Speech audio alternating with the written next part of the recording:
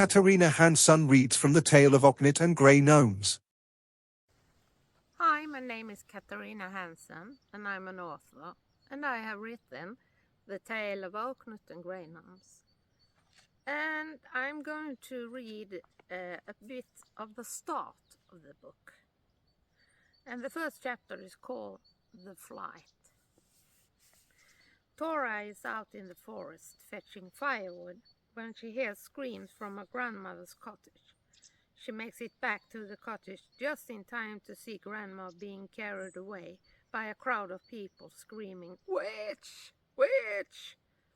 Tora hides behind a big rock so they can't see her. She doesn't understand what's happening. Why are they taking away Grandmother? And why are they calling her a witch? Tora knows that being accused of being a witch is very serious, almost like a death sentence. She must do something to help Grandma, but what? She is just a frightened child. When the people disappears towards the village, she sees that the cottage is on fire. She runs into the cottage to get as much as she can.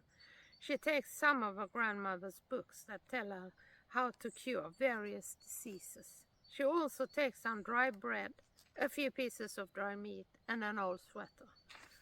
The fire spreads quickly in the little cottage, and Tora has to run out again. Tora sits under a large spruce tree with branches hanging down to the ground. She looks away towards the village and tries to see her grandmother. In the middle of the square, a big fire is burning, and suddenly the smoke blows away.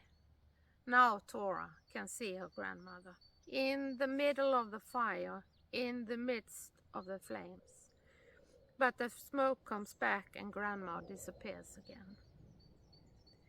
3 women had said that Grandmother was a witch, who bewitched both people and animals on a farm so that they became ill and died.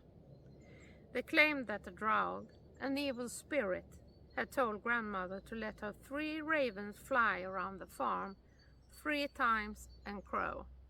After that, everyone on the farm died. Grandma has had her 3 tame ravens called Ash, Soot, and Black since they were baby birds. The 3 kind birds don't kill people or animals. Tora cries quietly so that no one will hear her. She is alone in a dangerous world full of scared people. Her mother and father died a long time ago, and now her grandmother is gone too. Not even Grandma's old cottage in the forest is left. Eventually, the fire in the square is extinguished as she watches. Everyone who has come to see the witch burned at the stake goes home. Well, Grandma wouldn't have liked her sitting under the tree crying, so Tora wipes the tears running down her dirty cheeks and crawls forward.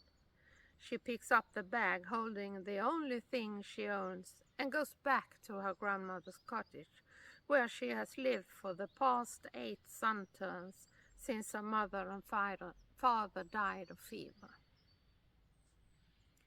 As she gets closer, the pungent smell of fire grows stronger, and the cottage has burned down until only the chimney and a part of one wall remain, black with soot and fire.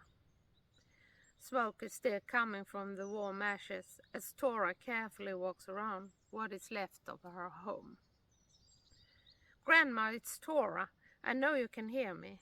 I'm leaving because I don't dare to stay here. They might think I'm a witch too. You're welcome to follow me. Give me a sign when you caught up with me." And she tries not to cry again.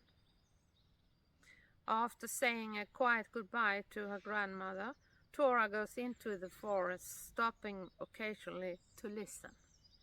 She doesn't want to meet anyone from the village who might be walking through the forest.